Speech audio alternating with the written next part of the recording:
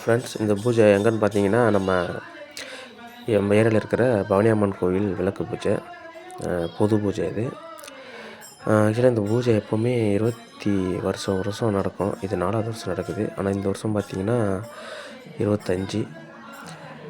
அது எதுக்காக டேட் மாற்றினாங்கன்னு தெரியல. ஓகே, ஆனால் வருஷம் 24 தான் நடக்கும். இந்த வாட்டி 25.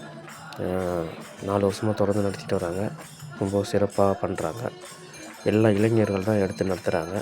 சூப்பராக பண்ணுறாங்க சாமி. பூஜையும் இன்றைக்கி நல்லா சிறப்பாக முடிஞ்சுது. இவர் தாங்க நம்ம குருசாமி, நம்ம ஏரியாலேயே கொஞ்சம் சீனியர்.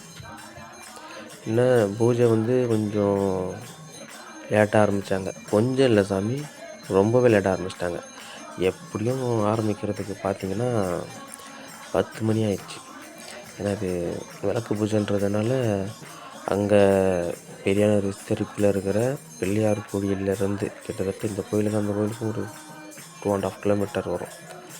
அங்கேருந்து அந்த மாதிரி அந்த பிள்ளையார் கோயிலேருந்து இந்த விளக்கு பூஜைக்கு எத்தனை பேர் கலந்துக்கிறாங்களோ அத்தனை பேருமே அங்கேருந்து உற்சவ ஐயப்பன் தேர் மாதிரி எடுத்துகிட்டு வருவாங்க. அவங்க கூட இந்த விளக்கு எடுத்துக்கிட்டு வரணும். அதனாலேயே சாமி இது அதுவும் சும்மாலாம் வர மாட்டாங்க சாமி. ஒரு கருப்பன் சாமி, கருப்பன் மாதிரியே அவருக்கு அலங்கரித்து அவர் மேலே கருப்பனை வர வச்சு இந்த கருப்பன் ஆடிக்கிட்டே வருவார். அதுக்கு பின்னாடி உற்சவம் வரும். பார்க்கவே நல்லாயிருக்கும். அதனால இந்த பூஜை எப்பவுமே கொஞ்சம் லேட்டாகிடுது. அப்புறம் என்ன, ஒரு ரேஷ் என் பையன் பூஜைக்கு போகணுன்னு ஒரே தொல்லை. சரி வான்னு கூட்டின்னு வந்தேன். கணபதி பாட்டு பாட ஆரம்பித்தாங்க. எனக்கு பசிக்குதுன்னு ஒரே அழுவேன். அப்புறமா விளக்கு பூஜை நடக்கிறதுக்காக சாப்பாடு அரேஞ்ச் பண்ணியிருந்தாங்க. அவங்களுக்கு அது பிரிஞ்சு கொஞ்சம் வாங்கி கொடுத்தேன். சாப்பிட்டு மறுபடியும் பூஜையில் உக்காந்துட்டார்.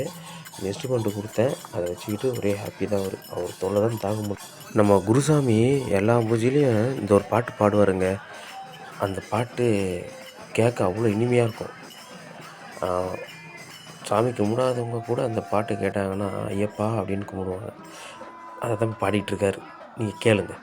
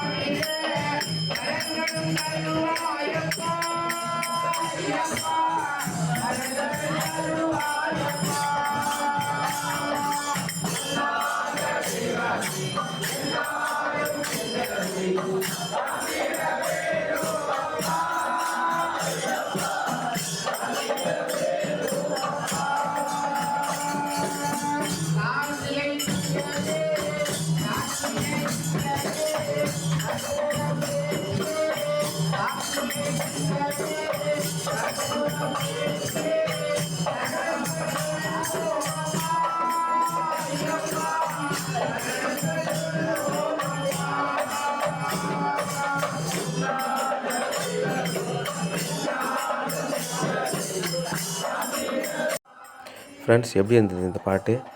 அது ஃபுல்லாக போட முடியல. நான் இன்னொரு பூஜையில் ஃபுல் சாங்கே அவர் பாடுறதை எடுத்து நான் அப்லோட் பண்ணுறேன். நல்ல ஒரு வைப்பு. ஃபைனலாக ஊஞ்சல் பாட்டு, அதுவும் அவர் தான் பாடுவார். அதுவும் அந்த வைப்பும் நல்லாயிருக்கும். இந்த பொன்னூஞ்சல் ஆடுகிறார் அப்படின்னு சொல்கிற அந்த ஒரு பாட்டு உங்களுக்கு பேக்ரவுண்டில் கேட்கும்னு நினைக்கிறேன். ஃபைனலாக அந்த பாட்டு வந்துச்சு. அந்த பாட்டையும் நல்லா சிறப்பாக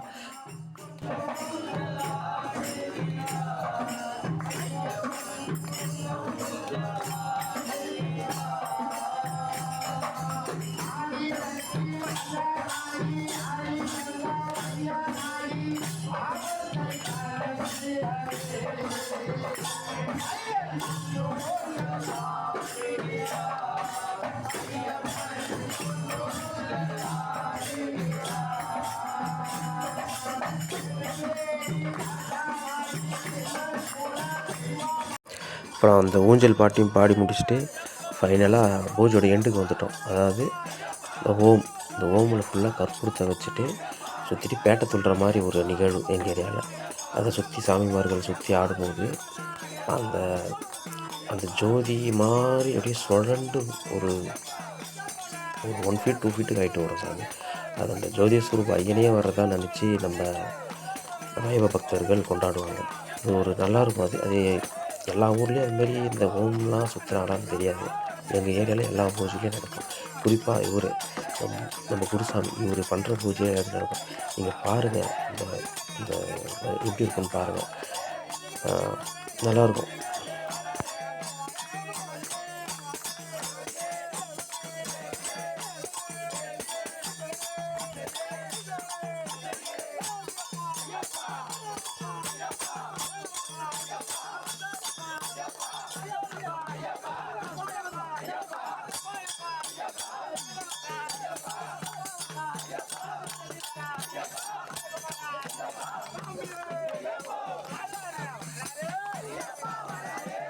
பாருங்கள், அந்த ஓம் பாருங்கள் எப்படி இருக்குன்னு சொல்லிட்டு.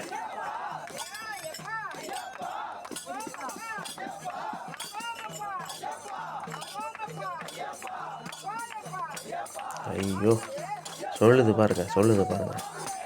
இதுதாங்க கொண்டாடுவாங்க. ஐயப்பன்மார்கள் எல்லோரும் இதை கொண்டாடுவாங்க. பாருங்கள், அப்படி ஒரு ஆனந்தமாக இருக்குங்க அந்த ஓம் சுற்றும் போது. அங்கே பாருங்கள். அடடா சூப்பருங்க.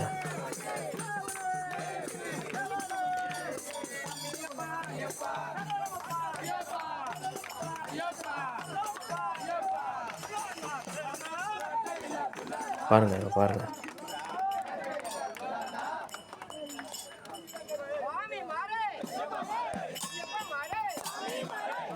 பாருங்கள். பிரகாசமாக இருக்குது. அந்த ஜோதி சுரூபம் மாதிரி அப்படி சுழண்டு வரும்போது நம்ம ஐயப்ப பக்தர்கள் ஜோதி சுரூப ஐயப்பனாவே நினச்சி அதை வழிபட்டுறாங்க. பாருங்கள்.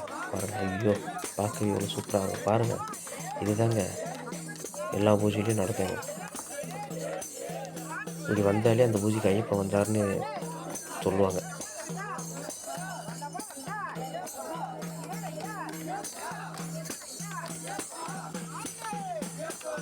அந்த